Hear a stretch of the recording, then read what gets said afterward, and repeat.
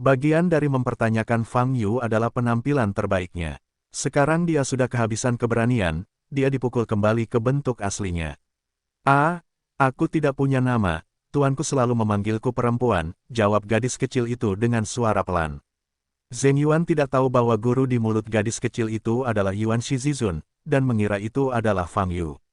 Kenapa tuanmu bahkan tidak memberimu nama? Nama gadis itu tidak bagus, kenapa aku tidak memberimu nama? Zheng Yuan berkedip dan bertanya. Gadis kecil itu mengangkat kepalanya dan menatap Zheng Yuan, matanya yang besar berkedip-kedip. Yah, namaku Zheng Yuan, karena aku memiliki wajah bulat ketika aku masih kecil, sama manisnya denganmu.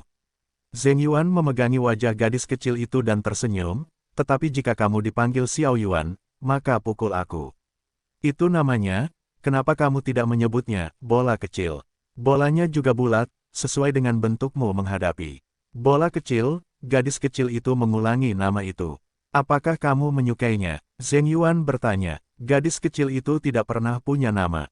Sekarang tidak peduli apa yang dia dengar, dia secara alami bahagia dan tertawa riang, namaku Xiao Qiu. Ya, kamu akan dipanggil Xiao Qiu mulai sekarang. Zheng Yuan berkata sambil tersenyum, bola kecil. Bola kecil, kata gadis kecil itu lagi dengan ekspresi gembira.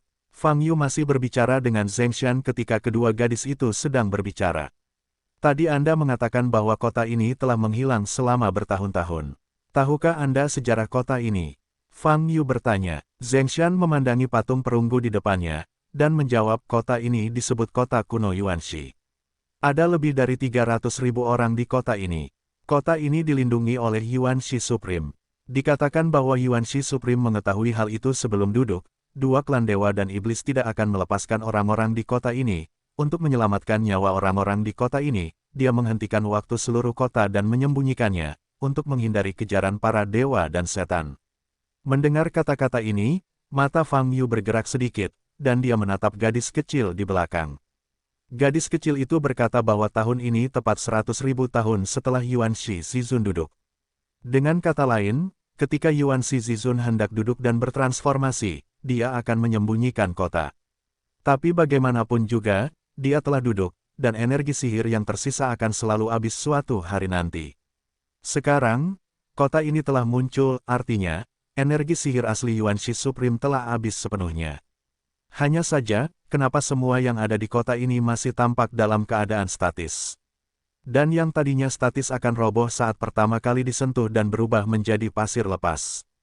Baik dari permukaan maupun dari dalam, mereka yang masih tidak memiliki tanda-tanda vital. Ia benar-benar mati, dan wujud keberadaannya sangat istimewa. Mungkinkah mereka benar-benar mati? Ini tidak mungkin. Awalnya, Yuan Shizizun menggunakan metode ini untuk menyelamatkan nyawa sekelompok orang ini. Tidak mungkin membiarkan orang-orang ini mati. Pasti ada alasan lain kenapa kota ini masih dalam keadaan seperti itu. Meskipun kota ini telah muncul, rasanya sangat aneh. Zheng Shan memandang Fang Yu dan berkata, "Ya, ini sungguh aneh." Jawab Fang Yu, "Jika legenda itu benar, maka kota ini akan muncul dan semuanya harus kembali normal. Jika tidak, jika seluruh kota telah berada dalam keadaan ini, orang-orang yang ingin dipertahankan Yuan Shizizun tidak ada bedanya dengan kematian."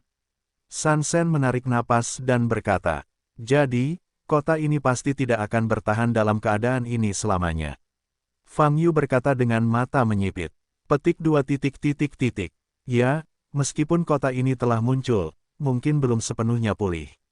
Zheng Shan berbalik, melihat ke patung perunggu Yuanxi Supreme, dan berkata, Yuanxi Supreme mungkin menyiapkan cara lain untuk melindungi orang-orang di kota sebanyak mungkin. Termasuk, warisan yang ditinggalkan Yuan Shizizun. Kamu pasti tahu kalau berita kemunculan kembali kota ini begitu menyebar, terutama ke telinga para dewa dan iblis, mereka pasti akan segera merespon. Mendengar ini, Fang Yu teringat pada 5 orang bertopeng aneh, orang yang baru saja masuk ke halaman. Jadi dia menceritakan ciri-ciri orang-orang aneh itu dan bertanya pada Masayama, "Tahukah kamu dari mana kekuatan orang-orang itu?" Jubah berpola cian, topeng kayu. Wajah Masan berubah, dan dia bertanya, "Apakah kamu yakin?" "Ya, mereka juga mendobrak tempat ini, tapi mereka dihancurkan olehku." Jawab Fang Yu, "Orang-orang ini, datang dari jalan hantu dan penyihir. Kata Zheng San dengan ekspresi jelek. Jalan hantu, apa itu? Fang Yu bertanya. Sebuah organisasi intelijen berspesialisasi dalam mengumpulkan dan menjual informasi. Zheng Shan berkata, mereka telah menemukan kota ini, dan mereka pasti akan menyebarkan berita tentang kota ini. Segera, para dewa dan iblis akan mengetahui bahwa kota kuno Yuanxi diperbarui. Dunia ini, mata Fang Yu sangat menakjubkan. Meski apa yang terjadi di kota kuno Yuanxi, tidak ada yang tahu. Tetapi jika kedua klan dewa dan iblis mengetahui kota kuno Yuanxi, itu pasti berita buruk. Mereka pasti akan melakukan segala kemungkinan untuk menghancurkan tempat ini. Atau, merebut warisan peninggalan Yuanxi Supreme. Bunuh semua orang ini. Mereka seharusnya tidak bisa menyebarkan berita ini, kan? Fang Yu menyipitkan mata. Tidak, kamu hanya bertemu 5 dari mereka, tapi mereka mengirim setidaknya 100 bawahan mereka ke tempat ini. Berita kemunculan kota kuno Yuanxi mungkin telah kembali ke markas Guiwudao. Mereka hanya mengumpulkan lebih banyak di kota. Informasi, Zheng San berkata dengan sungguh-sungguh. Jadi, mata Fang Yu berkedip. Sekarang klan kedua para dewa dan iblis mengetahui bahwa kota kuno Yuanxi telah muncul, itu hanya masalah waktu. Yang dapat Anda lakukan adalah membuka rahasia kota kuno Yuanxi sebelum klan kedua para dewa dan iblis datang ke sini. Ambillah, kata Zheng San. Di mana orang-orang di sini? Fang Yu menyipitkan matanya. Jika klan dewa dan iblis kedua terbunuh, mereka tidak akan bisa bertahan. Dua ras dewa dan iblis, mereka terlalu kuat untuk bisa melawanmu sendirian. Zheng Shan menggelengkan kepalanya dan menghela nafas. Dalam warisan yang ditinggalkan oleh Yuanxi Supreme, mungkin ada jika Anda bisa mendapatkan rahasia seni rahasia pemadaman iblis Yuanxi, dan mengolahnya hingga sukses besar. Di masa depan, Anda mungkin masih memilikinya kesempatan untuk dapat membalikkannya. Hanya saja, peluangnya kecil, agak kecil. Teknik sihir pemadaman Yuanxi. Pikiran Fang Yu dengan cepat terlintas dalam formula ajaib Yuanxi. Sejujurnya, dia benar-benar tidak bisa menggunakan teknik ini saat itu, sampai dia menembus 10.000 lapisan periode pemurnian Qi. Tapi apakah Yuanxi Demon Extinguishing Jue ini dan Yuanxi Demon Extinguishing Jue dari Yuanxi Supreme adalah teknik yang sama? Tidak jelas. Saat ini, kedua belah pihak terdiam. Fang Yu memandangi patung perunggu di depan, mengerutkan kening. Setelah datang ke benua Yunyu, dia pertama kali memikirkan pengadilan suci. Dengan status ras manusia yang begitu rendah, menurutnya pasti ada jejak pengadilan suci. Namun saat ini, tampaknya kedua klan dewa dan iblis sedang bekerja. Namun, dua klan dewa dan iblis mungkin tidak ada hubungannya dengan halaman suci. Fang Yu masih berpikir, dan tiba-tiba dia merasa ada yang menarik ujung bajunya. Dia segera menoleh dan melihat gadis kecil itu kembali ke belakangnya dengan wajah aneh. Apa yang salah? Fang Yu bertanya. Aku ingin memberitahumu sebuah rahasia. Gadis kecil itu sepertinya telah mengumpulkan keberaniannya dan berkata, apa rahasianya? Fang Yu bertanya sambil menatap matanya. Gadis kecil itu menatap orang-orang di depannya, matanya jelas terlihat tidak percaya. Fang Yu berpikir sejenak, dan segera menggunakan kemampuan bunga tersembunyi itu. Wow, keduanya menghilang di tempatnya, dan mengisolasi seluruh atmosfer dari dunia luar. Sekarang tidak ada orang lain yang dapat mendengar percakapan kita berdua, kamu dapat berbicara dengan bebas. Fang Yu berlutut, menatap gadis kecil itu dengan jujur, dan berkata, sebenarnya, tempat ini palsu. Gadis kecil itu merendahkan suaranya, hampir berbicara sambil menarik napas. Kota ini palsu. Mendengar kata-kata ini, mata Fang Yu berubah sedikit, menatap gadis kecil itu, dan bertanya, palsu. Maksudmu? Kota tempat kita berada saat ini adalah palsu, bukan kota kuno Yuanxi yang sebenarnya. Oke, gadis kecil itu mengangguk dengan takut-takut. Ini adalah rahasia terbesar di hatinya, dan sang guru memperingatkannya sebelum duduk, bahwa dia hanya bisa menceritakan rahasia ini kepada orang yang dia yakini dapat dipercaya. Saat ini, meski belum lama aku melihat Fang Yu, aku tidak tahu kenapa. Gadis kecil itu hanya menganggap Fang Yu adalah orang yang bisa dipercaya. Ini hanya perasaannya, tapi perasaannya selalu tepat, dan dia tidak pernah melakukan kesalahan. Kota ini palsu. Mata Fang Yu terus berkedip, dan hatinya sedikit bergetar. Kalau kota ini palsu, memang bisa menjelaskan, kenapa semua yang ada di kota ini masih dalam keadaan statis. Alasan mengapa Yuan Shizizun meninggalkan metode ini adalah untuk mengalihkan perhatian para dewa dan iblis. Fang Yu berpikir dalam hati, pada saat yang sama, sebisa mungkin menyelamatkan semua orang di kota ini, hanya, yang asli di mana kotanya. Fang Yu memandang gadis kecil itu dan menanyakan pertanyaan ini. Namun, gadis kecil itu menggelengkan kepalanya dengan hampa, dan menjawab, saya tidak tahu. Guru hanya memberitahu saya bahwa ini palsu, tetapi tidak memberitahu saya apa yang benar. Gadis kecil itu terlihat seperti seorang pembohong.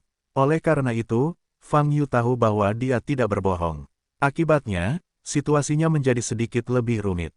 Tuanmu, benarkah Yuan Shi Supreme? Fang Yu tiba-tiba memikirkan sesuatu dan memandangi gadis kecil itu. Petik 2 titik. Gadis kecil itu mengangguk kosong. Setelah Yuan Shizizun, kamu akan tinggal di mana? Fang Yu bertanya. Aku tertidur. Aku baru saja bangun. Aku merasa seperti sudah tertidur lama sekali. Gadis kecil itu mengusap wajah gendut bayinya dan menjawab. Saat ini, mata Fang Yu bahkan lebih terkejut. Baik gadis kecil maupun Zheng San mengatakan bahwa Yuan Shizizun telah duduk selama bertahun-tahun. Dan gadis kecil itu mengatakan waktu yang tepat, yaitu 100.000 tahun. Dengan kata lain, gadis kecil itu sudah ada 100.000 tahun yang lalu. 100.000 tahun setelah Yuan Shizizun duduk, dia masih di sana, dan dia masih terlihat seperti gadis kecil. Pada saat ini, dalam benak Fang Yu, gambaran gadis kecil dan lonceng angin kecil perlahan tumpang tindih. Gadis kecil itu, apakah dia juga seorang anak kecil yang diubah menjadi senjata? Memikirkan hal ini, Fang Yu berlutut, menatap gadis kecil itu, dan bertanya, apakah kamu tahu identitas aslimu? Hah, gadis kecil itu tampak bingung, bertanya-tanya apa maksud pertanyaan Fang Yu. Maksudku, apakah kamu ingat kapan kamu lahir di sana dan kapan kamu diterima magang oleh Yuan Shizizun? Fang Yu bertanya. Gadis kecil itu mengerutkan kening dan berpikir. Setelah beberapa saat, dia menggelengkan kepalanya dan menjawab, saya tidak ingat, saya hanya ingat bahwa guru adalah guru saya murid guru, saya bahkan tidak punya nama. Saudari itu baru saja memberi saya nama saya itu Xiao Qiu, menurutmu kedengarannya bagus. Bola kecil, Fang Yu menatap gadis kecil itu sejenak. Wajah gadis kecil itu memang sangat bulat, dan nama, bola kecil, dianggap sesuai dengan citranya. Tidak buruk, jawab Fang Yu. Baiklah, aku akan dipanggil Xiao Qiu mulai sekarang. Jangan belajar dari guru, dan panggil aku perempuan juga. Kata gadis kecil itu. Kamu tidak suka nama gadis itu? Fang Yu bertanya. Aku bosan, jawab Xiao Qiu, dan kamu memanggilku perempuan, itu mengingatkanku pada guru. Setelah paruh kedua kalimat, suara bola tercekat, mata besarnya menjadi lembab, dan rongga matanya menjadi merah. Penampilan ini menyedihkan, hanya ada tuannya dalam ingatannya. Jika tuannya telah pergi, maka dia tidak akan berdaya, dan dia hanya bisa membayangkan apa yang dia lewatkan. Fang Yu mengulurkan tangannya, mengusap kepala Xiao Qiu, berdiri dan berkata, kamu bisa mengikutiku mulai sekarang. Bola mengangkat kepalanya dan menatap Fang Yu. Aku kenal seorang gadis kecil yang sangat mirip denganmu, namanya Xiao Fengling. Fang Yu berkata lagi, angin kecil berpadu, namanya bagus sekali, di mana dia? Xiao Qiu bertanya, dia masih tinggal jauh dari sini, tapi aku akan membesarkannya di masa depan. Fang Yu berkata, kamu pasti akan memiliki kesempatan untuk bertemu di masa depan. Oke, bola menjawab. Wow, Fang Yu menarik kemampuan bunga yang tersembunyi itu. Saat ini, sosok dia dan Xiao Qiu muncul. Zheng Shan dan rombongannya memandang Fang Yu dan Xiao Qiu yang tiba-tiba muncul, mata mereka berbeda. Mereka benar-benar belum pernah melihat teknik penyembunyian yang begitu menyeluruh. Fang Yu, dari mana asalmu? Zheng Yuan bertanya dengan rasa ingin tahu. Saya berasal dari kota kuno Datong. Jawab Fang Yu. Kota kuno Datong, cukup jauh dari sini, hampir di sisi paling selatan. Zheng Yuan berkedip dan bertanya dengan rasa ingin tahu, mengapa kamu berlari sejauh ini? Oh, karena aku ingin pergi ke Wang Cheng, kata Fang Yu. Wang Cheng, kamu ingin pergi ke Wang Cheng? Zheng Yuan bertanya dengan wajah berubah. Ya, ada apa? Fang Yu menjawab dengan tenang. Tempat di kota kerajaan. Sebagai ras manusia, kamu benar-benar tidak bisa pergi ke sana. Itu adalah tempat dengan hierarki paling ketat. Ras manusia memasuki kota kerajaan sebagai ras kelas 10. Kamu hanya bisa bergerak di tanah, kamu bahkan tidak bisa berdiri. Berdiri, kata Zheng Yuan, seolah peduli dengan emosi Fang Yu, suaranya menjadi semakin kecil.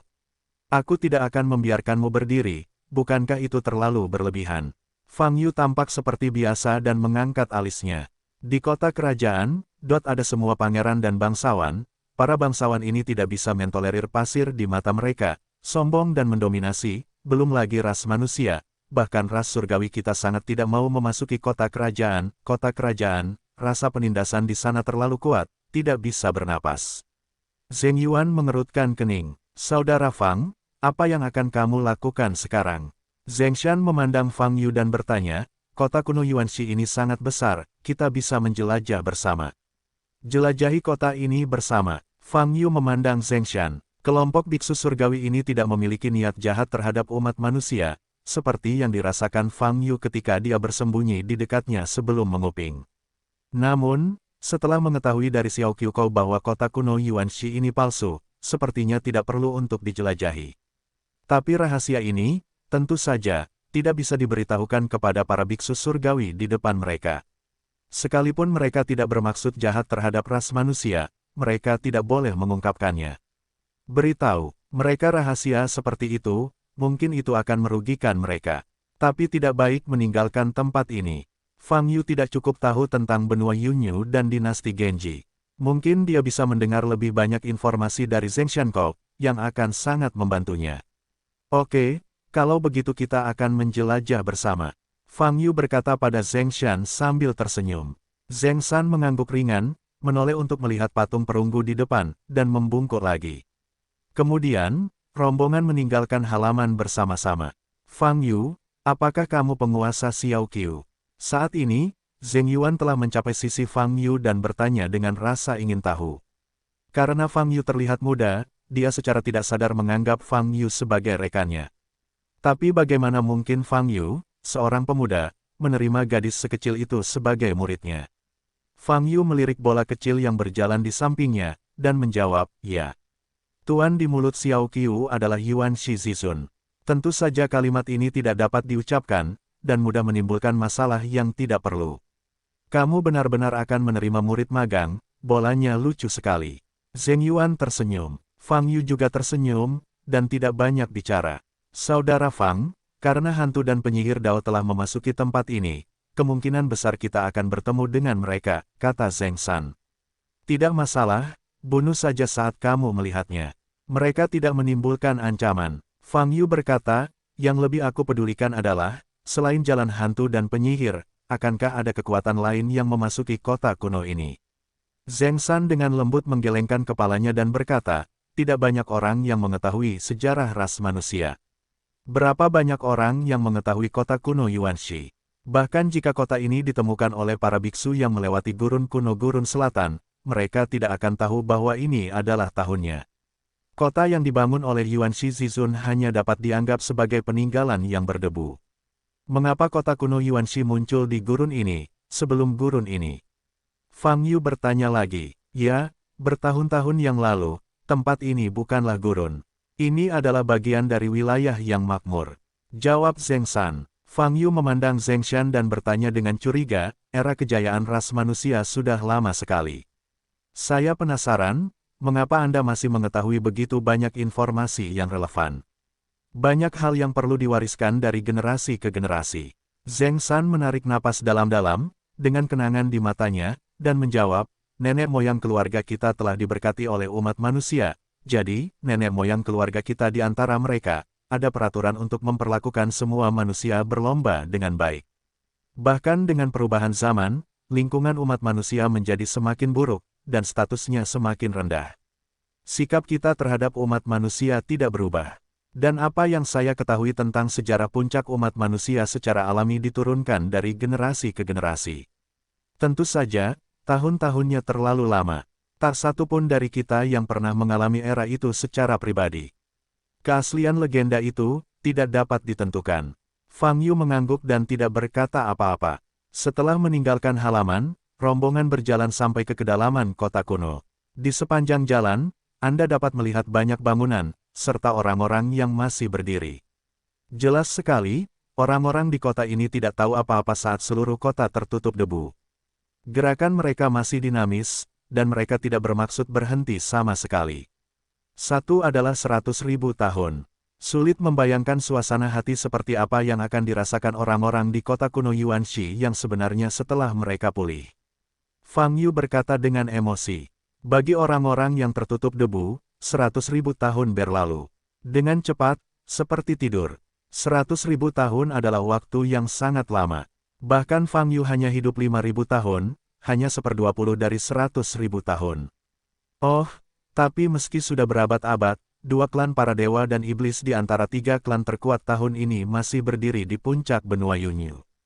Zheng San menghela nafas dan berkata, para dewa dan iblis. Mata Fang Yu berkedip, mengenai Protos, yang dia pikirkan adalah dewa penguasa bersayap 12 di bumi. Dan Mozu, dia teringat 10.000 dao iblis pertama yang dia temui sebelumnya di Datian Chensing. Apakah dewa utama bersayap 12 di bumi benar-benar milik Protos? Dia tidak yakin tentang ini, jadi biarkan saja. Tapi permulaan dari 10.000 iblis pasti milik iblis. Apalagi menurut Li Huoyu, ia adalah salah satu nenek moyang iblis. Iblis awal 10.000 dao telah melarikan diri dari penghalang aslinya, akankah juga datang ke benua Yunyu? Hati Fang Yu sedikit bergerak. Jika ini masalahnya, maka lawan di benua Yunyu akan lebih kuat dari dua pesawat sebelumnya. Tidak ingin bertemu di sini, kan? Fang Yu memikirkan kemunculan Wan Dao Simo dengan mata yang menakjubkan. Mengatakan bahwa permulaan dari 10.000 cara itu tidak kuat, itu pasti salah. Hanya saja dalam pesona saat itu, kekuatan 10.000 Dao Beginning Demon hanya bisa bermain kurang dari 30%.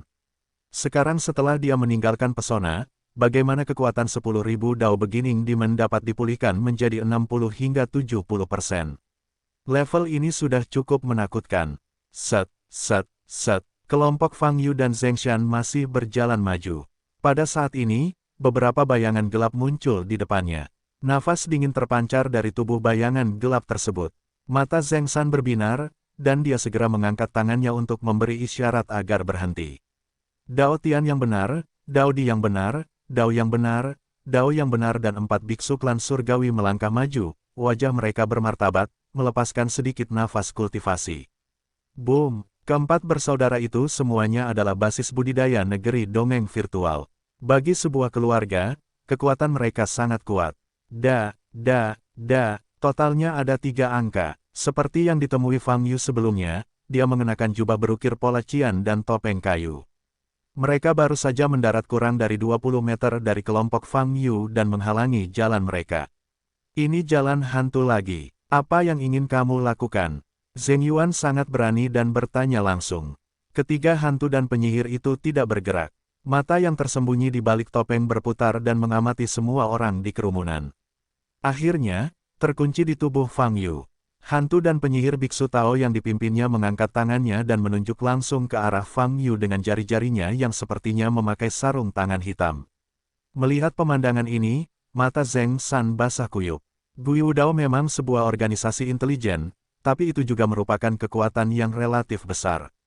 Jejak kaki mereka ada di seluruh bagian selatan benua Yunyu, tangan mereka terentang sangat panjang. Oleh karena itu, begitu banyak kelompok etnis di wilayah selatan benua Yunyu, dan kekuatan yang diciptakan oleh begitu banyak etnis kelompok, relatif sopan terhadap hantu dan penyihir Dao, dan tidak ingin berkonflik dengannya. Fang Yu baru saja membunuh 5 pembudidaya hantu dan penyihir Dao. Apalagi dengan agresifnya, dia ingin membalaskan dendam kelima temannya yang tewas. Apakah ada masalah? Fang Yu mengambil 2 langkah ke depan, berdiri di garis depan tim, wajahnya tenang, beberapa dari mereka yang menindak saya terlebih dahulu, saya hanya membela diri. Bisakah kamu membunuh mereka semua untuk membela diri? Kepala biksu itu bertanya dengan nada dingin. Mereka ingin membunuhku juga, tidak bisakah aku membunuh mereka? Fang Yu mengangkat alisnya dan bertanya balik. Begitu kata-kata ini keluar, ketiganya hantu dan penyihir di depan para biksu melakukan pembunuhan. Suasana tiba-tiba menjadi tegang. 3 rekan Tao, saya Zheng Shan dan saya berasal dari Zheng Jia di Wucheng. Biksu Tao yang dipimpin oleh Zheng Shan melirik ke arah Zheng Shan, nadanya sedikit bingung, anak ini, apakah ini anggota keluargamu? Jelas, dia pernah mendengar nama Wu Cheng Zengjia. Mata kecil Zeng San bergerak sedikit, dan dia membuka mulutnya, baru saja hendak menjawab. Saya seorang biksu manusia bernama Fang Yu. Ingat namaku. Pada saat ini, Fang Yu tersenyum sedikit dan berkata begitu kata-kata ini keluar, wajah Zeng Shan dan rombongannya berubah. Mereka tidak menyangka Fang Yu akan mengambil inisiatif untuk mengakui identitas manusianya saat ini. Ini menambah bahan bakar ke dalam api. Gui Wudao mungkin bisa mentolerir pengorbanan, dan mungkin memberi wajah pada Zeng Jia. Tapi Fang Yu mengungkapkan identitas manusianya, kejadian ini pasti tidak akan berakhir dengan mudah. Tidak ada kekuatan yang bisa mentolerir pembunuhan bawahannya oleh biksu manusia. Ras manusia, apakah kamu hanya ras manusia? Niat membunuh dalam nada biksu Tao penyihir hantu berkepala menjadi lebih jelas, sambil mencibir, kalau begitu kamu pantas mati. Sepertinya kalian bertiga jauh lebih percaya diri dibandingkan 5 orang sebelumnya, kalau tidak, beraninya kalian berdiri di depanku. Fang Yu berkata sambil tersenyum. Tentu saja kami lebih baik dari mereka. Jika kamu menyinggung Gui Wudao, nasibmu akan menyedihkan. Pemimpin kultivator Gui Wudao berkata dengan dingin. Saya terlalu banyak mendengarkan kalimat ini, bisakah Anda mengubah kalimat lain? Fang Yu mengerutkan kening. Umat manusia biasa yang berani masuk ke tempat ini, kamu benar-benar. Biksu penyihir hantu Tao itu penuh dengan niat membunuh. Berhenti bicara omong kosong, lihat ke bawahmu. Fang Yu berkata dengan ringan. Begitu kata-kata ini diucapkan, ketiga hantu dan penyihir itu segera merasakan nafas panas datang dari bawah kaki mereka. Panas terik ini menyebar dengan sangat cepat, dan naik dari bawah ke atas kepala dalam sekejap. Ledakan. Sensasi terbakar membuat tubuh mereka sakit. Ah! Mereka berteriak bersama dan mengeluarkan aura, ingin terbang menjauh. Tapi begitu auranya dilepaskan, intensitas apinya justru meningkat. Huhuhu! Gelombang api emas tiba-tiba meletus, menelan ketiga hantu dan penyihir itu sepenuhnya. Ketiga hantu dan penyihir itu berteriak, bergema di sekeliling. Kapan nyala api menyala di bawah kaki mereka? Kenapa mereka tidak sadarkan diri? Intensitas nyala api ini, bagaimana bisa begitu tinggi bahkan aura mereka pun tersulut. Rasa sakit, keraguan, penyesalan ada di hati mereka. Dan teriakan mereka tidak berlangsung lama.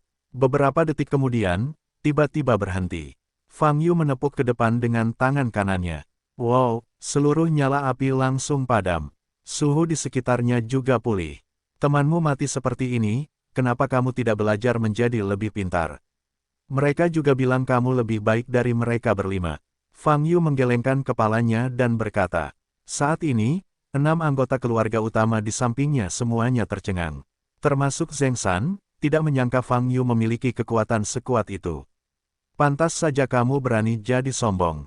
Hanya butuh beberapa detik untuk membunuh 3 hantu pembunuh dan biksu penyihir Tao. Ketika nyala api menyala, tidak satu pun dari mereka, para pengamat, yang menemukannya. Ketika mereka melihat nyala api itu tiba-tiba berkobar dan menelan ketiga hantu dan penyihir itu. Terlalu cepat, ini sangat cepat. Baru saja, 3 hantu dan penyihir biksu Tao, setidaknya basis budidaya mereka juga meningkat ke negeri dongeng. Kekuatan seperti itu tidak kuat jika ditempatkan di benua Yunyu, tapi jelas tidak lemah. Itu harus milik tingkat menengah. Namun, mereka langsung dibunuh oleh Fang Yu. Dan Fang Yu sangat santai sehingga dia bahkan tidak melafalkan Fajue. Bunuh beberapa anak muda, bukankah kamu perlu terkejut? Fang Yu merasakan mata di sekelilingnya, mengangkat bahu, dan bertanya. Saat ini, Zeng Jia dan kelompoknya kembali sadar. Ayo pergi, apakah kamu melihat menara di depan? Ayo pergi dan lihat. Fang Yu menunjuk ke menara tinggi yang tidak jelas di bagian terdalam kota kuno dan berkata. Petik 2 titik titik titik. Oke, Zeng San mengangguk dan menjawab. Titik titik titik. Sekelompok orang terus bergerak maju, berjalan melewati banyak jalan, dan akhirnya sampai di menara tinggi. Ada tempat terbuka di sekitar menara. Ketinggian menara ini minimal 500 meter. Tampilannya mirip dengan menara Linglong, namun karena tertutup lapisan pasir kuning sehingga tidak terlihat mencolok dan indah. Fang Yu mengangkat kepalanya dan melihat ke puncak menara.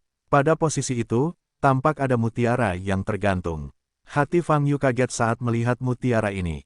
Ada mutiara cerah di puncak menara. Bentuk ini terasa mirip dengan menara semesta.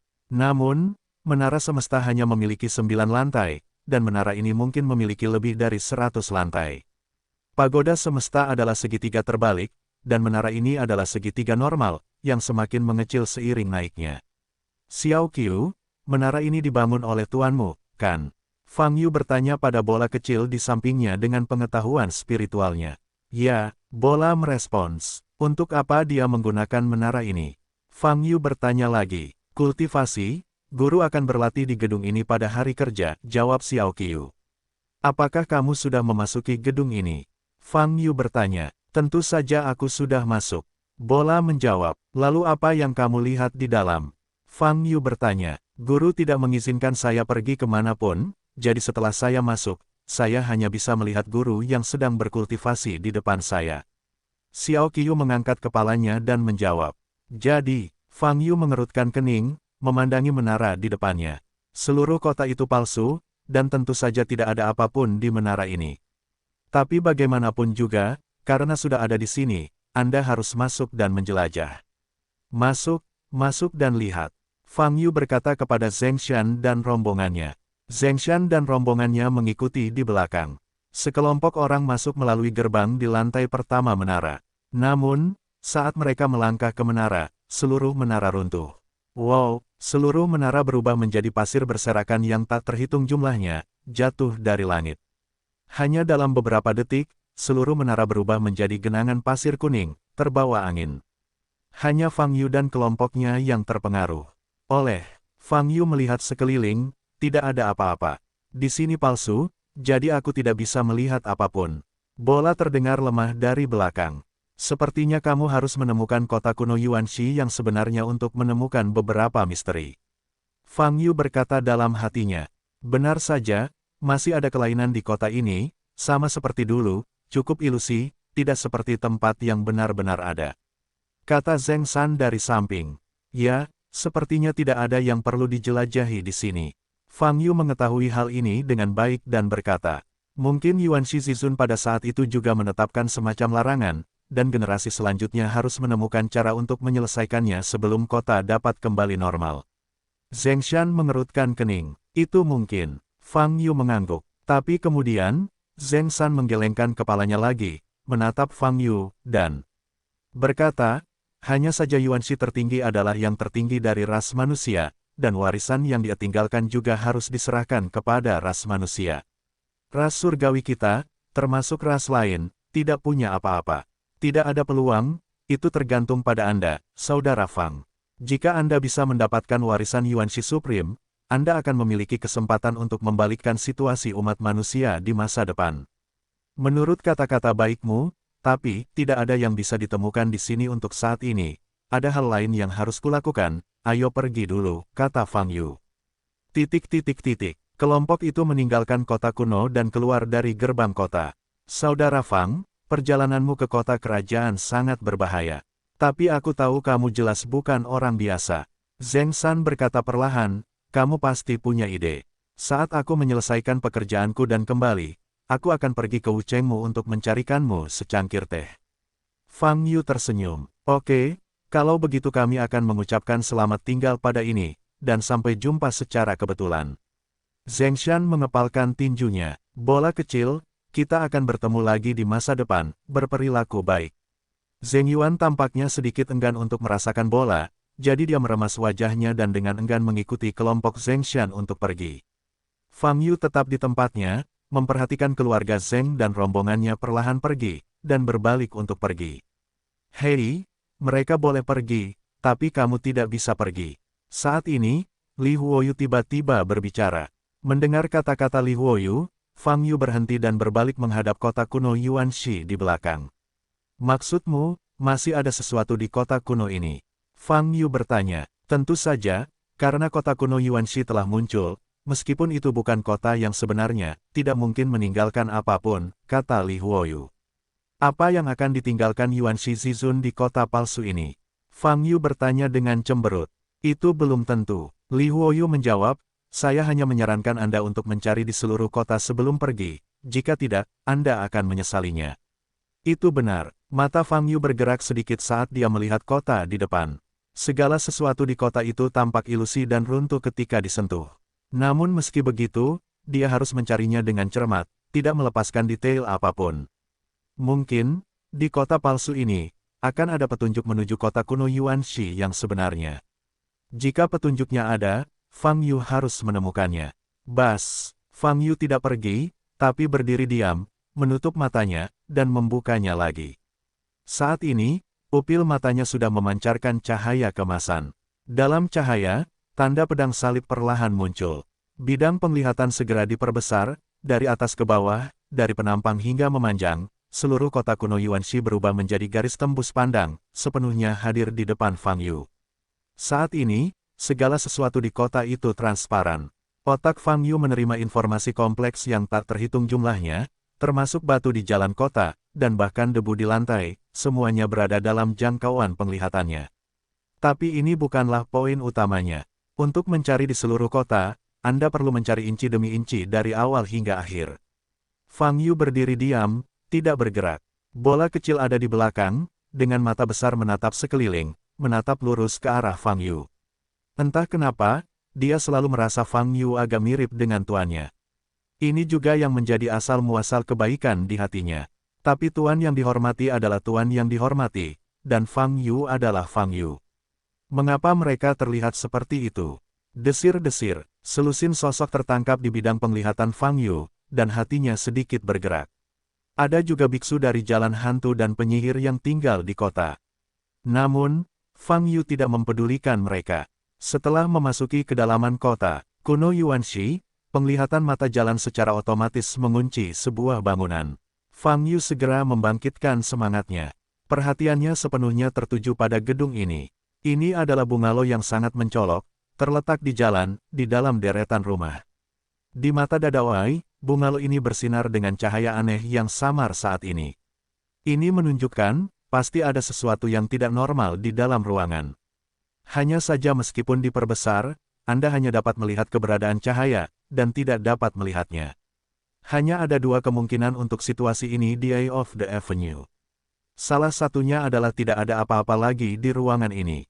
Yang kedua adalah bungalow ini hanyalah penutup permukaan, memasukinya sebenarnya adalah portal atau lingkaran sihir.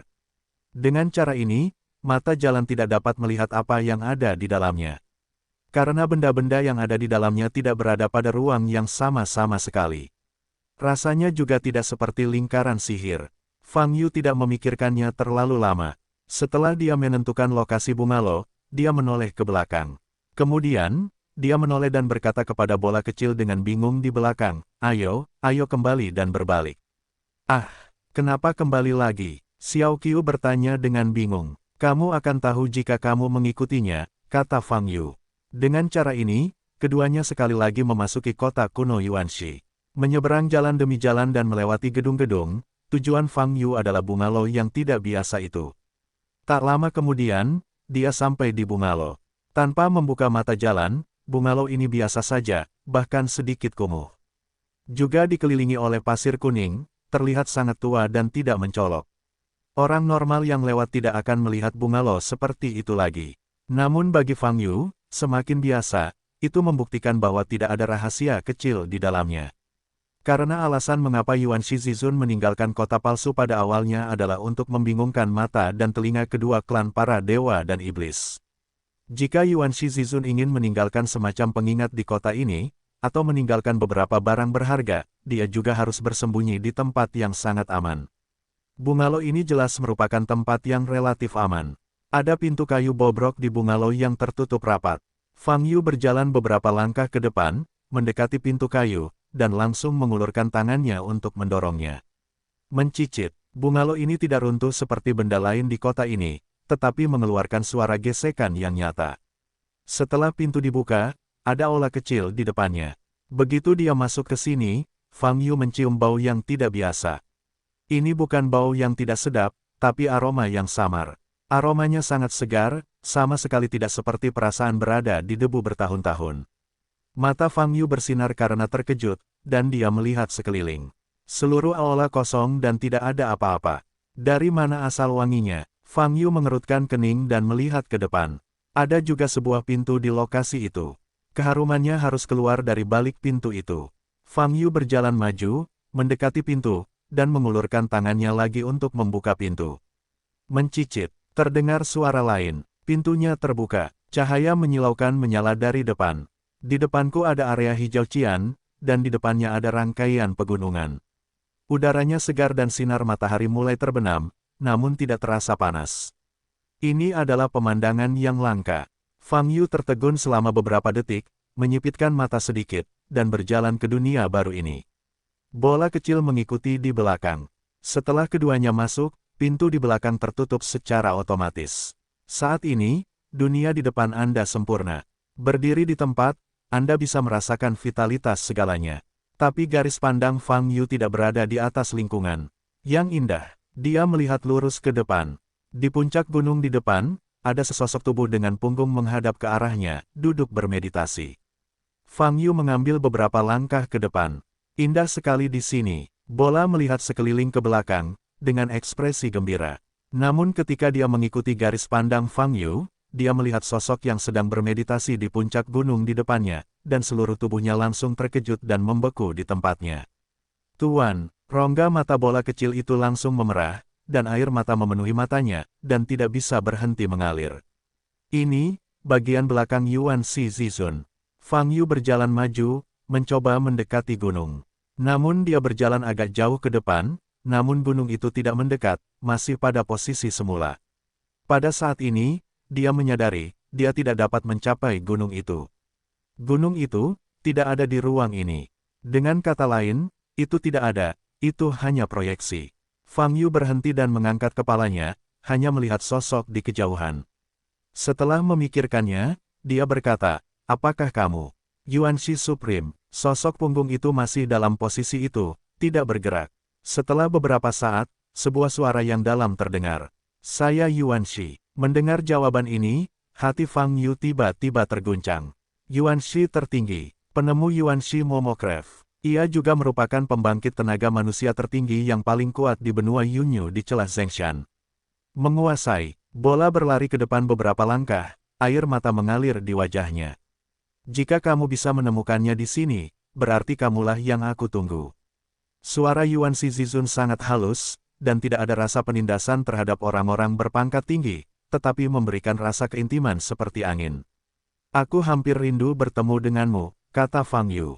Jika bukan karena pengingat Li Huoyu, Fang Yu pasti sudah pergi. Lagi pula, bola kecil yang paling akrab dengan Yuan Shi Zizun mengatakan bahwa segala sesuatu di kota ini palsu. Fang Yu tanpa sadar berpikir bahwa tidak perlu melakukan penjelajahan di kota ini, jadi dia memutuskan untuk pergi.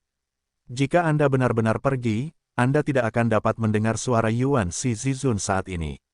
Nona, tidak, aku menunggumu di sini, kami tidak akan melewatkannya. Yuan Shi Zizun berkata dengan lembut.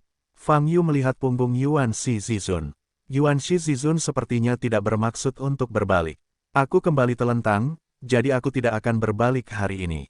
Yuan Shi Zizun sepertinya bisa melihat pikiran Fang Yu dan berkata, karena, aku sedang berbicara denganmu dan tinggal 100.000 tahun yang lalu. Hati Fang Yu terkejut begitu dia mengatakan ini. Arti kalimat ini sudah jelas.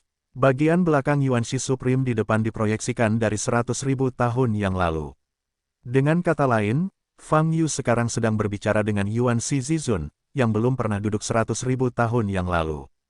Percakapan yang melintasi ruang dan waktu dan mencakup waktu 100.000 tahun.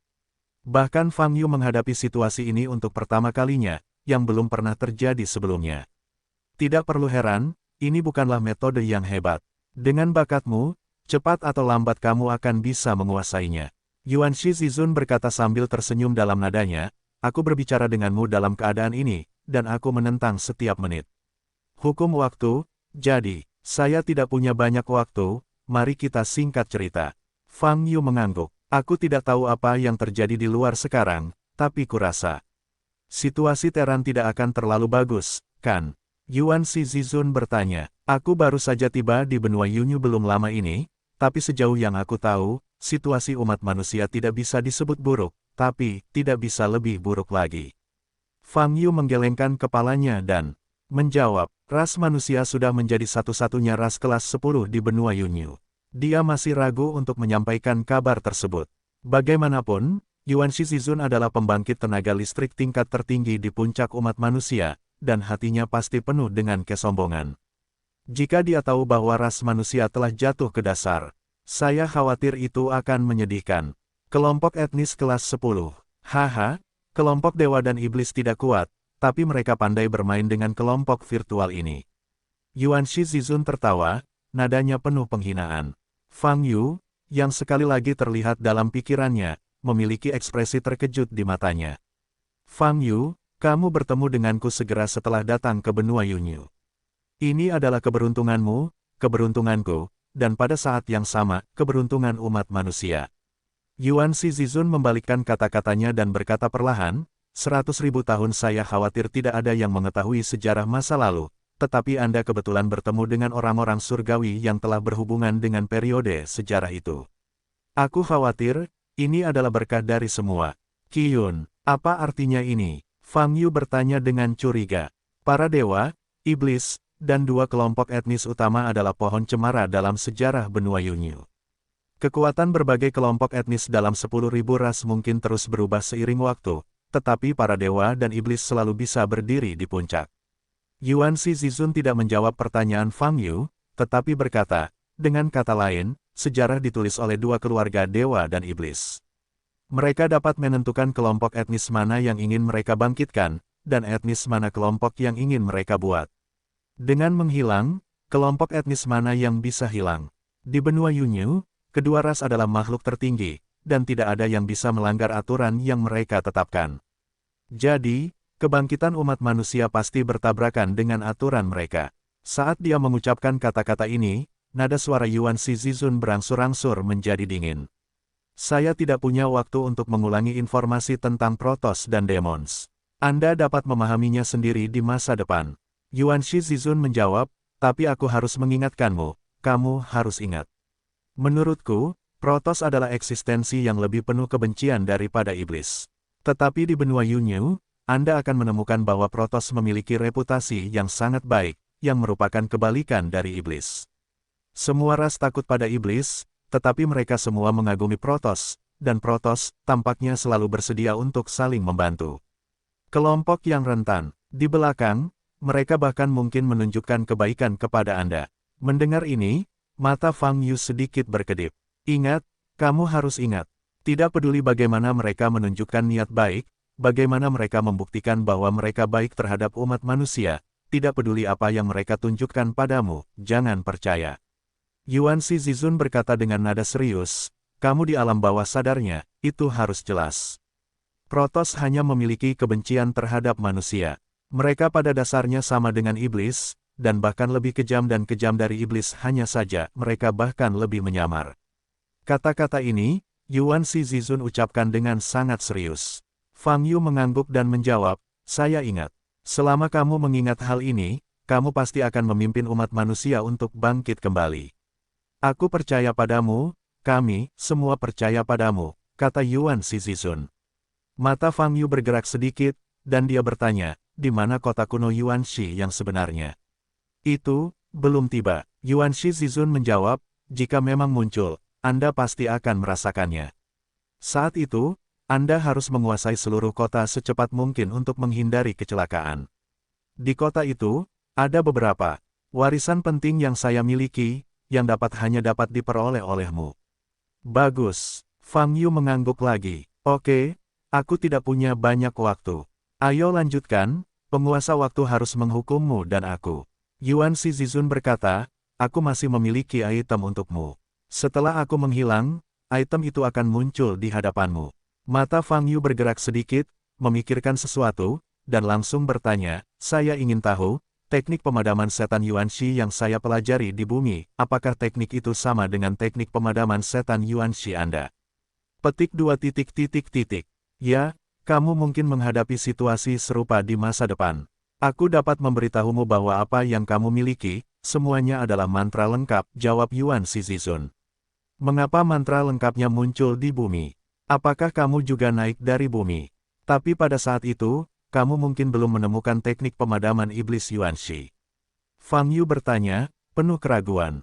Anda secara alami akan mengetahui jawaban atas pertanyaan-pertanyaan ini di masa depan, dan saya tidak dapat menjawab Anda. Yuan Shizizun menjawab perlahan. Saat ini, dunia di depan saya menjadi ilusi. Tuan, wow. Xiao Qiu menangis sehingga bunga pir turun hujan, dan berlari ke depan. Nak, ikuti Fang Yu dengan baik di masa depan. Tuan, mendengar kata-kata Yuan Shizizun, Xiao Qiu menangis semakin keras, tubuhnya gemetar. Puncak umat manusia, para dewa dan iblis tidak akan pernah bisa disentuh, inilah alasan mereka ditujukan pada umat manusia. Saya menciptakan teknik pemadaman iblis Yuanshi, menyapu alam iblis, dan membunuh Raja Iblis. Saya memimpin 300 murid untuk bertarung sampai mati di Gunung Tiandao. Saya tidak pernah mundur setengah langkah, dan saya layak mendapatkan surga dan bumi. Dalam proses mengaburkan seluruh ruang, suara Yuanshi Supreme masih terdengar. Menjawab, kedua suku dewa dan setan merusak jalan surga, dan mereka sendiri pada akhirnya akan binasa. Fang Yu, kita tidak boleh mundur. Di belakang kita, adalah fondasi umat manusia. Kata-kata ini memekakkan telinga dan bergema terus-menerus. Ketika suara itu akhirnya menghilang, seluruh ruangan kembali ke tampilan aslinya. Fang Yu menemukan bahwa dia sedang berdiri di gurun. Dia tidak berada di bungalow itu, atau di jalanan kota kuno Yuanshi. Maju, ke kiri, ke kanan, lihat ke belakang, semuanya gurun tak berujung. Kota kuno Yuanshi, menghilang begitu saja seperti ini. Mata Fang Yu sedikit berkedip. Pada saat ini, dia tiba-tiba menemukan ada benda bersinar melayang di udara kurang dari 2 meter di depannya. Fang Yu segera berjalan ke depan. Kemudian, dia bisa melihat dengan jelas benda apa saja yang melayang di udara. Itu sepotong. Hati Fang Yu kaget saat melihat pecahan itu. Fragmen asli. Ini bagian kedua. Fang Yu mengulurkan tangannya dan memegang pecahan itu di tangannya. Fragmen itu bergetar sedikit, dan cahaya di permukaan perlahan menghilang. Fang Yu menutup matanya. Wow, kesadarannya segera memasuki ruang baru. Seperti terakhir kali, patung raksasa muncul di hadapannya. Tapi patung itu menghadapnya, dan wajahnya juga tidak terlihat. Identitas patung ini, harusnya Yuanshi Supreme. Fang Yu menatap patung itu, menggetarkan hatinya. Karena Fang Yu telah bertemu dan berbicara dengan Yuanshi Supreme sebelumnya, sekarang dia memasuki ruang ini dan tidak ada suara yang berkomunikasi dengannya. Berdiri di tempat untuk sementara waktu, Fang Yu menarik diri dari ruang ini dan kembali ke dunia nyata. Mengguncang pecahan jabat tangan, hati Fang Yu sedikit bergetar. Kata-kata terakhir Yuan Shizizun masih terngiang di benaknya. Kami tidak bisa mundur. Kalimat ini persis seperti yang dikatakan Li Huoyu sebelumnya. Fang Yu tidak bisa mundur. Karena tidak ada orang lain di belakangnya. Fang Yu memasukkan pecahan aslinya ke dalam ruang penyimpanan. Wuho, bola masih mengusap matanya dan terisak pelan. Fang Yu berbalik, mengusap kepalanya, dan berkata, jangan menangis, mungkin akan ada kesempatan untuk bertemu di masa depan. Bola masih sangat patuh. Mendengar kata-kata tersebut, dia langsung mengusap wajahnya dan menundukkan kepalanya, terlihat sedikit malu. Lalu dia bertanya dengan lemah, kemana kita akan pergi? Pergi ke utara, kata Fang Yu. Kamu sudah lama tidak keluar. Aku akan mengajakmu jalan-jalan ke kota kerajaan. Petik 2 titik. Oke, bola mengangkat kepalanya dan memaksakan senyuman. Terlihat dia masih sangat sedih. Tapi di depan Fang Yu, dia tidak menunjukkannya, dia hanya berpura-pura bahagia. Dalam hal ini, bola kecil dan lonceng angin kecil sebenarnya adalah dua ekstrim. Lonceng angin kecil akan mengekspresikan emosi apapun di wajah, dan sangat berani. Bola kecil lebih terkendali dan pemalu. Kepribadian kedua anak kecil ini saling melengkapi. Ayo pergi. Fang Yu mengambil bola dan menendangnya. Wow, keduanya bergegas ke utara dengan cepat. Dan di gurun ini, masih ada sekelompok orang yang masih hidup. Itu adalah biksu dari jalan hantu dan penyihir. Pada saat ini, para beku ini seperti lalat tanpa kepala, terus-menerus melihat sekeliling, dipenuhi kebingungan dan kebingungan. Apa yang terjadi? Kenapa kota yang muncul ini tiba-tiba menghilang seperti ini? Mereka telah menandai tempat ini sebagai peninggalan kuno dan siap menjual informasinya. Tapi sekarang, seluruh kota telah lenyap. Apa yang harus saya lakukan? Informasi yang mereka kumpulkan sebelumnya sia-sia belaka. Tidak mungkin, kota ini harusnya disembunyikan dalam beberapa bentuk. Kami mencari secara terpisah, dan kami selalu dapat menemukan petunjuknya. Energi yang kami keluarkan sebelumnya tidak dapat disia-siakan. Biksu penyihir hantu Tao yang menuju dengan marah meraung. Akibatnya, sekelompok hantu dan penyihir biksu Tao berpencar lagi, mencari kota kuno Yuanxi di gurun tak berbatas. Di sisi barat kota kerajaan, keluarga Sinan. Di aula utama, Sinan sedang duduk sendirian di kursi tinggi, matanya dingin dan wajahnya tidak cantik. Di depannya, sebuah tangan berlutut dengan satu kaki, kepala menunduk. Sudahkah kamu mencari dengan jelas? Umat manusia itu benar-benar telah meninggalkan kota kuno Datong. Sinan Zeng bertanya, Tuan Zeng, umat manusia itu telah dipastikan telah meninggalkan kota kuno Datong. Min Xiaohui melaporkan, tetapi kami juga mengumpulkan informasi tentang keberadaannya. Dikatakan bahwa, dia datang ke arah kita. Oh, ke arah kita. Sinan menggerakkan matanya sedikit dan menatap pria ini. Ya, konon umat manusia ini ingin memasuki kota kerajaan, jawab bawahannya. Wang Cheng, Sinan berdiri dan menyentuh dagunya, matanya berkedip. Tuan Zeng, kami dapat memberitahu para penjaga di kota raja, dan ketika Fang Yu tiba di kota raja, kami akan segera mencegatnya. Bawahannya berkata, lewat sini. Tidak. Dia ingin memasuki kota kerajaan, mengapa kita harus berhenti? Kita hanya perlu memasukkannya ke dalam. Sinan berkata sambil tersenyum dingin, itulah kota kerajaan. Seorang manusia memasuki kota kerajaan, kamu tahu apa yang akan terjadi.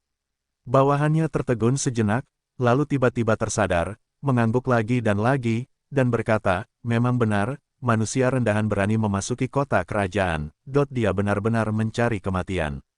Kami akan membiarkan dia masuk dulu, dan kemudian, seluruh kota menginginkannya.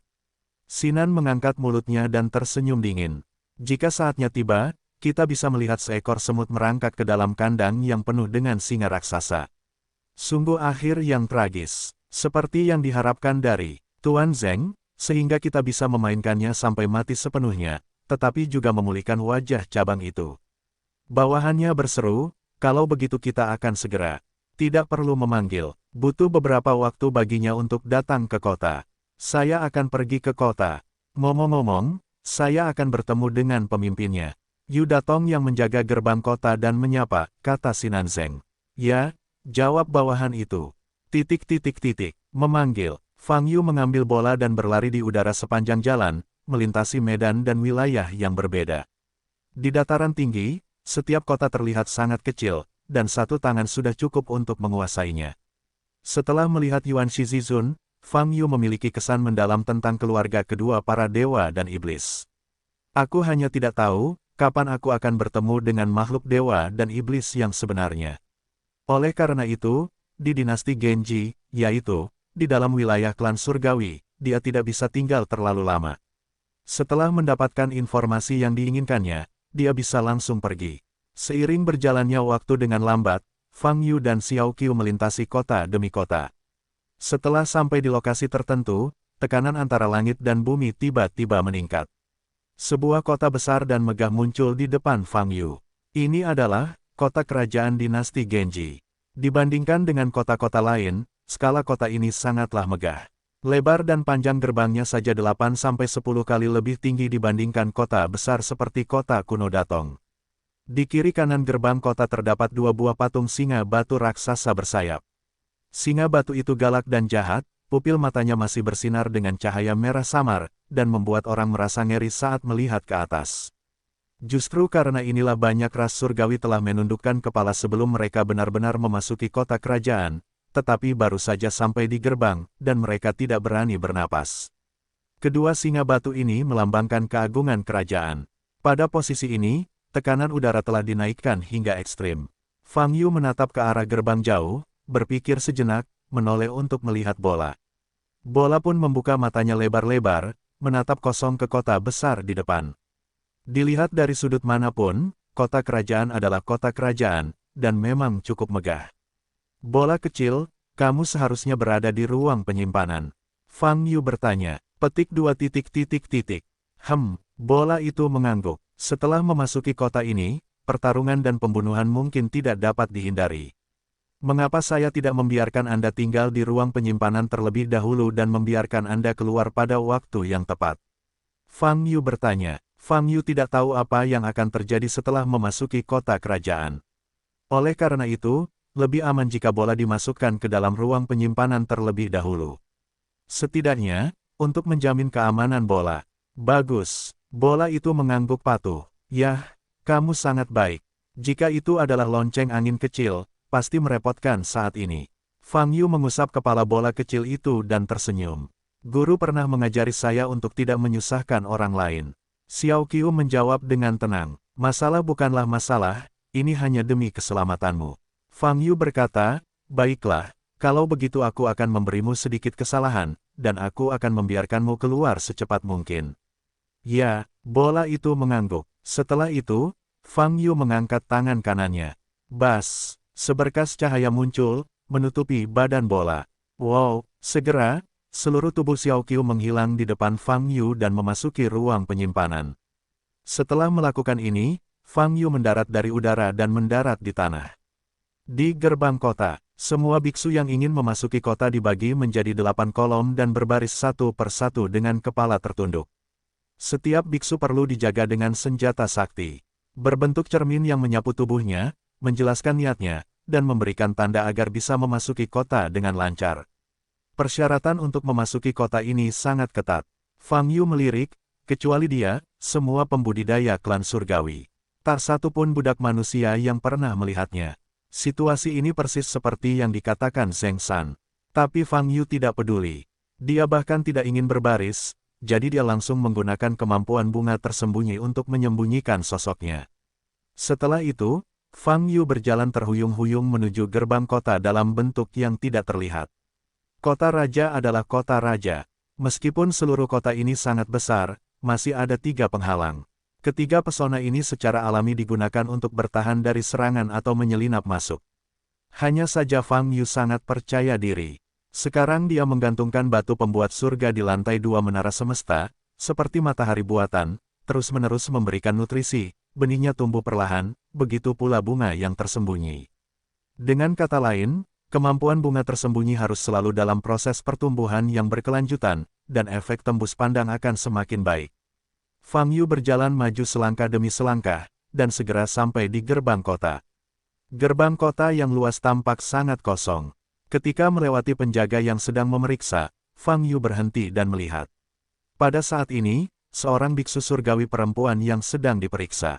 Penjaga itu tersenyum, memegang cermin dan alat ajaib di tangannya, dan meletakkan tangannya di tubuh biksu perempuan. Biksu perempuan itu jelas terlihat marah, tetapi dia tidak berani mengucapkan sepatah kata pun. Oke, masuk. Setelah penjaga memeriksa, dia menepuk punggung biksu perempuan itu dengan senyuman sedih. Beku perempuan itu berani marah dan tidak berani berbicara, dan berjalan maju dengan cepat. Fang Yu juga terus bergerak maju. Saat ini, penghalang pertama ada di depannya. Putus asa, Fang Yu melangkah maju dan langsung melangkah. Tidak ada yang aneh. Maju terus 20 meter, sesampainya di gerbang kota itu pesona kedua. Fang Yu terus melewatinya dengan mudah tanpa menimbulkan kelainan apapun. Pesona terakhir ada di kota. Fang Yu berjalan maju dengan santai. Baginya, ketiga penghalang itu bukan apa-apa. Sebagai kota kerajaan, tingkat perlindungannya sepertinya tidak terlalu tinggi. Fang Yu sedikit menyipitkan matanya. Setelah melewati gerbang kota, terdapat jalan yang memanjang ke segala arah. Dibandingkan dengan jalanan kota lain yang ramai dan ramai, jalanan di Wangcheng lebih terkendali. Tokonya juga bermacam-macam, tapi tidak ada warung dan tidak ada pedagang asongan yang berteriak-teriak di mana-mana. Di jalan raya, pejalan kaki hanya bisa berjalan di kedua sisi jalan, menyisakan jalan lebar di tengahnya. Fang Yu tidak begitu mengerti alasan melakukan ini. Namun saat ini, terdengar suara tapal kuda. Minggir, lalu terdengar geraman pelan. 4 ekor kuda berbulu ungu dan emas bergegas maju dengan kursi sedan dengan kecepatan yang sangat cepat. Dan di sekitar kursi sedan, puluhan tentara berbaju besi mengikuti. Mereka berlari melintasi jalan lebar dengan cepat. Pejalan kaki di kedua sisi berhenti segera menundukkan kepala dan memberi hormat kepada kursi sedan. Melihat pemandangan ini, Fang Yu mengerti mengapa orang yang lewat hanya bisa berjalan di kedua sisi jalan. Ternyata untuk memberi jalan bagi kursi sedan tersebut. Sedan, lalu Sinansin tidak begitu mendominasi, dan dia terbang langsung dengan apa yang disebut Celestial Falcon. Fang Yu berkata dalam hatinya. Setelah memikirkannya, Fang Yu berjalan ke sudut jalan dan memperlihatkan sosoknya. Di saat yang sama, dia juga membuat beberapa garis di lehernya. Dengan cara ini, dia terlihat seperti ras surgawi. Fang Yu terus berjalan di sepanjang jalan. Di tengah perjalanan, beberapa kursi sedan melintas. Dan setiap kali sebuah sedan lewat, semua biksu surgawi di sekitarnya, tidak peduli apa yang mereka lakukan, harus berhenti dan menundukkan kepala untuk memberi hormat. Jelas sekali, ini adalah aturan tidak tertulis di kota kerajaan. Teman-teman, beraninya kamu tidak menundukkan kepala dan memberi hormat sekarang. Untungnya, mereka tidak memperhatikanmu, jika tidak, cukup bagimu untuk minum sepoci. Fang Yu menjadi biksu surgawi dengan horoskop mata, merendahkan suaranya dan bertanya, apakah harus diberi hormat? Fang Yu bertanya secara retoris. Tentu saja, kamu harus tahu bahwa orang-orang yang duduk di kursi sedan semuanya adalah pangeran dan bangsawan. Ini adalah kota kerajaan. Mereka yang bisa menaiki kursi sedan di tempat seperti itu pastilah orang-orang yang berkekuatan tinggi. Kata biksu itu, dan berkedip lagi. Dia berkedip dan bertanya, teman-teman, haruskah kamu datang dari tempat lain? Dan apakah ini pertama kalinya kamu datang ke Wangcheng? Benar, Fang Yu mengangguk. Betul, boleh dimaafkan saat pertama kali aku datang ke sini. Jangan membuat kesalahan seperti itu di kemudian hari. Tidak apa-apa jika kamu belum ketahuan. Aku sangat ingin mencari tahu. Segalanya bisa besar atau kecil. Bertemu dengan mereka yang memiliki temperamen buruk. Orang-orang besar, hidup mereka mungkin dalam bahaya. Kata biksu itu. Terima kasih sobat sudah mengingatkan. Fang Yu mengepalkan tinjunya. Kamu tidak perlu berterima kasih.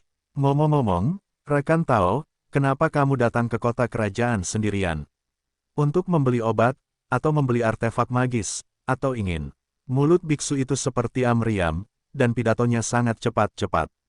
Seolah merasakan sorot mata Fang Yu, biksu itu tersenyum canggung, menggaruk keningnya, dan berkata, oh, lihat saya, itu hanya kebiasaan.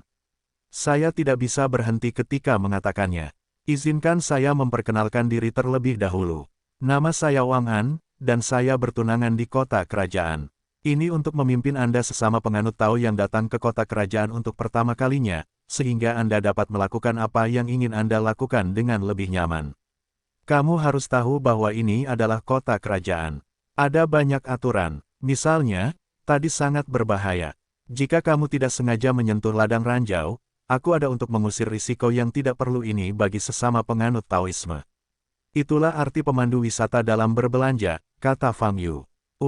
Ya, Anda sangat pandai mengatakan itu, rekan Tao, pemandu wisata. Ya, saya melakukan ini, untuk membantu Anda melakukan apa yang perlu Anda lakukan dengan cara tercepat, dan kemudian mengumpulkan sedikit pembayaran. Wang Han Xiao Mimi menggosok tangannya dan bertanya, kalau begitu, rekan Dao, apakah kamu memiliki kebutuhan ini?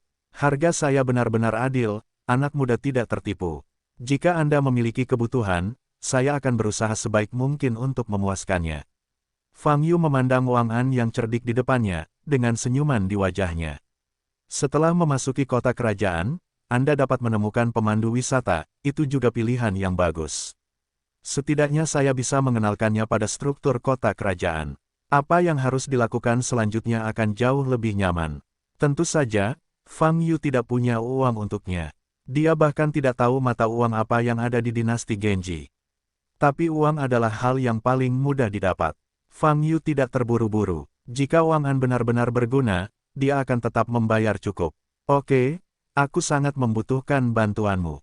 Jawab Fang Yu. Bagus sekali, bolehkah saya menanyakan nama belakang rekan Daois?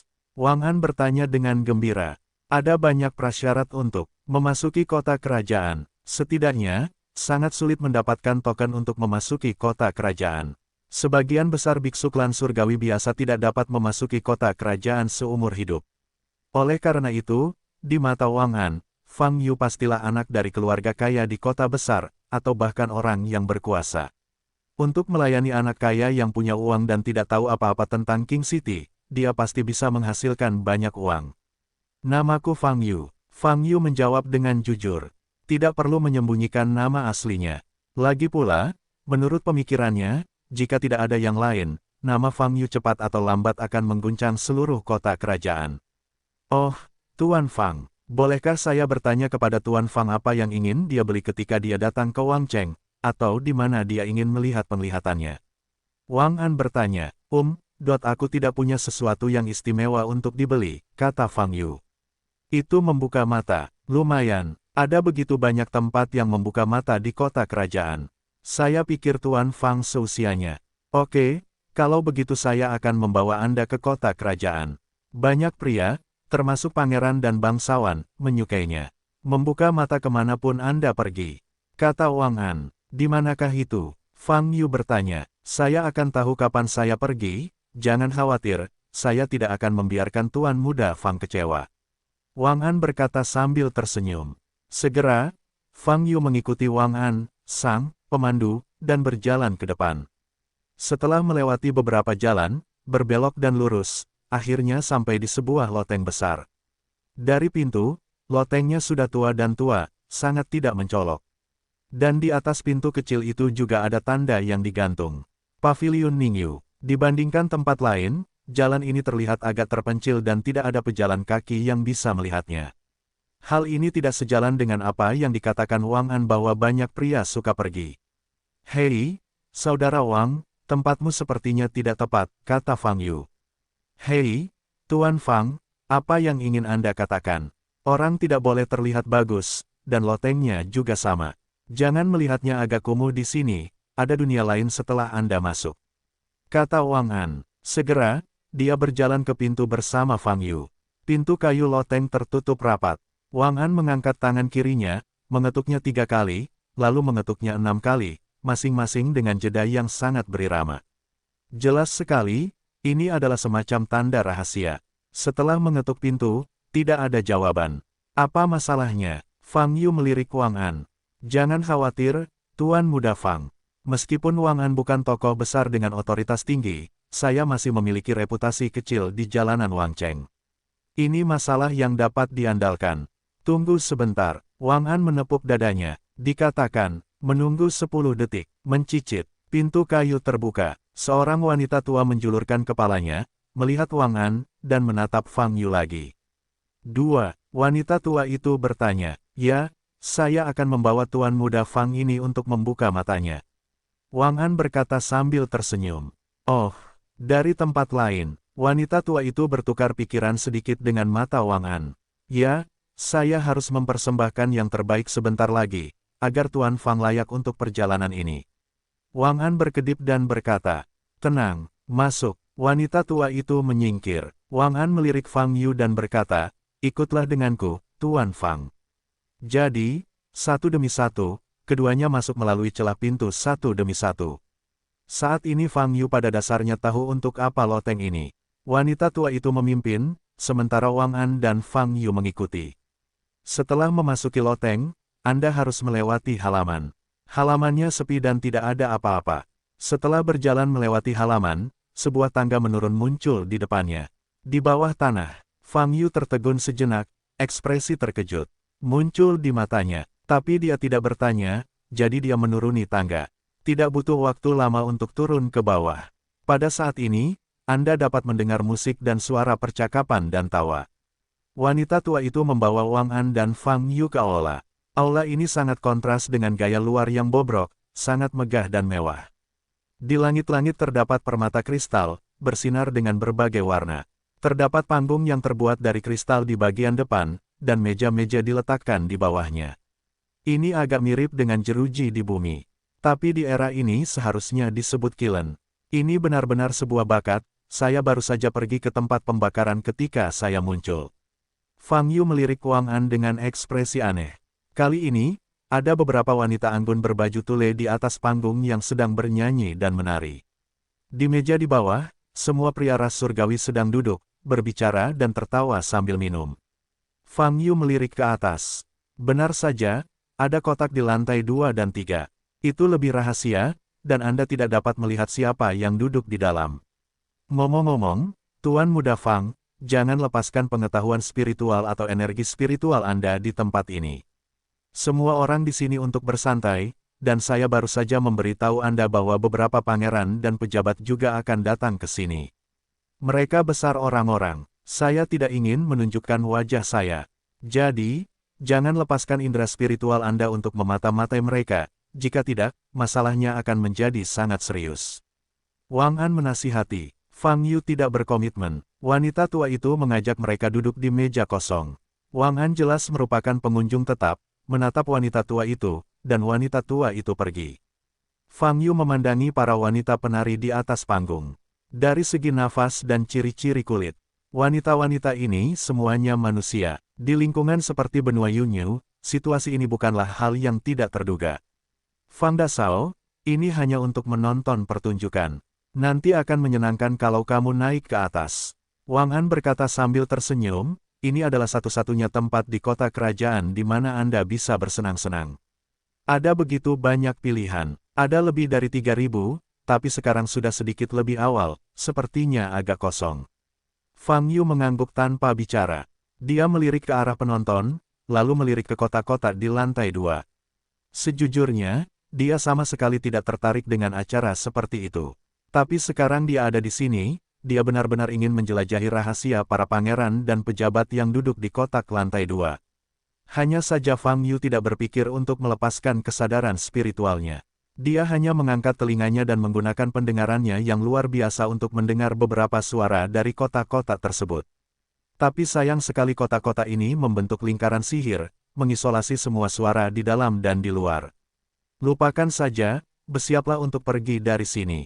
Fang Yu menggelengkan kepalanya tanpa berpikir untuk mencari secara paksa.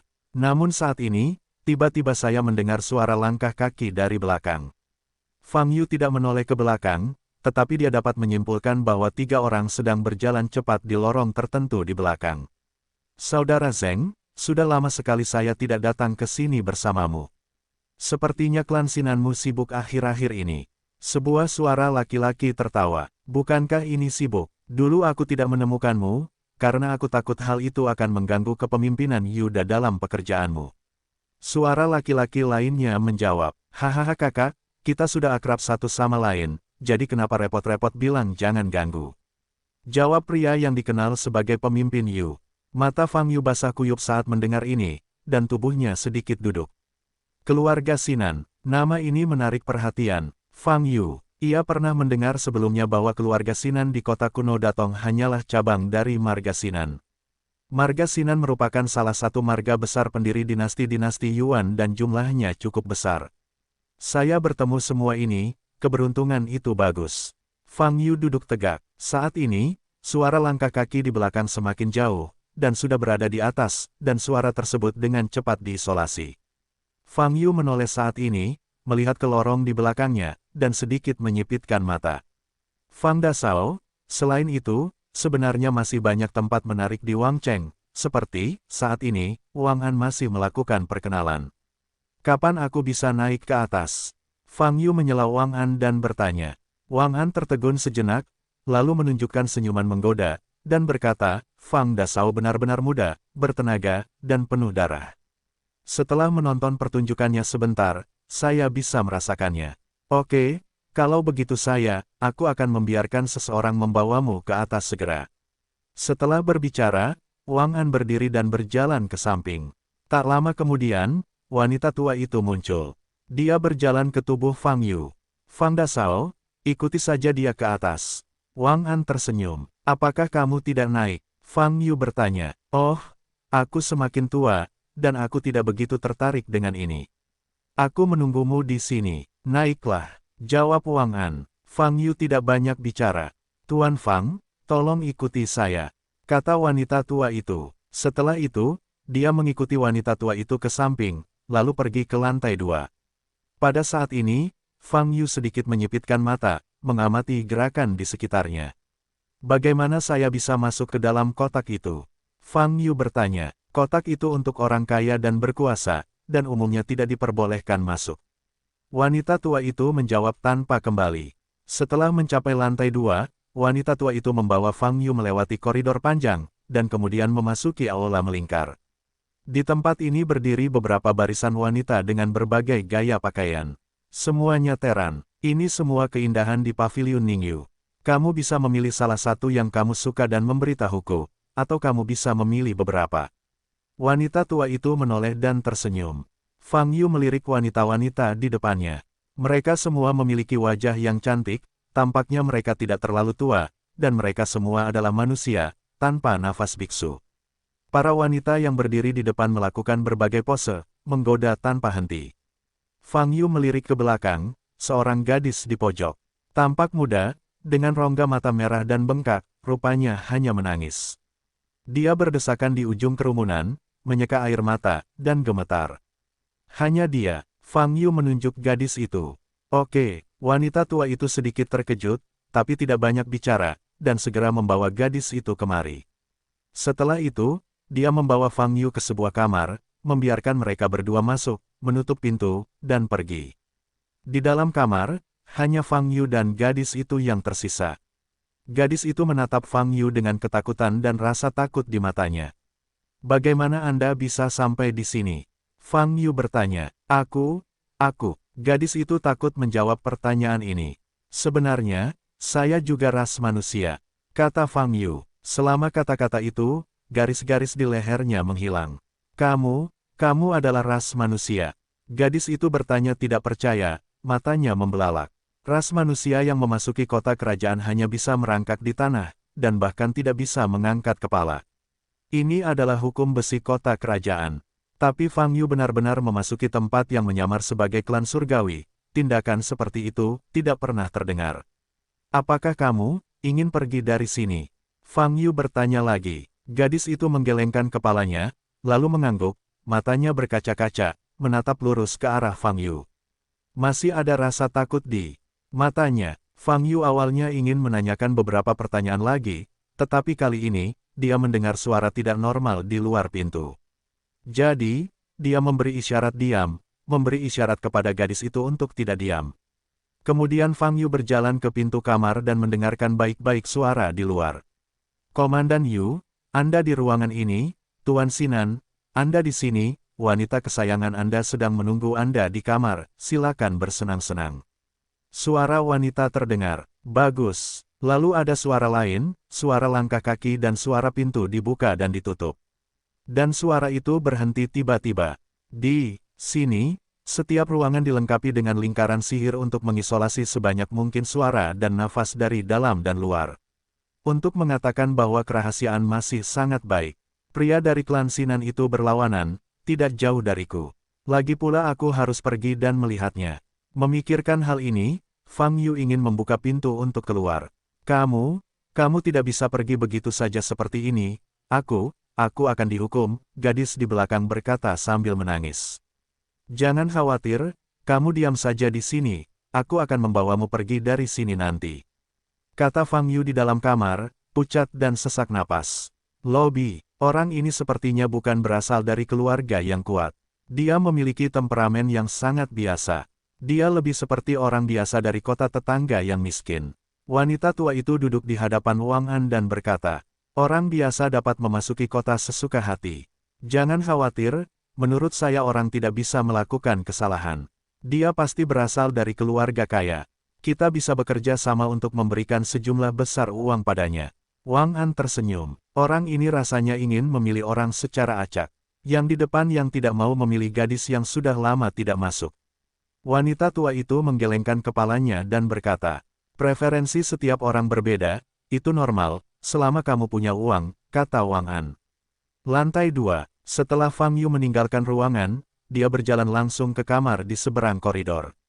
Dia ingin mencari pria dari klan Sinan. Di ruangan mana? Fang Yu berhenti, bersiap membuka mata jalan. Deringkan Ling Ling. Pada saat ini, sirene tiba-tiba terdengar di lantai 2.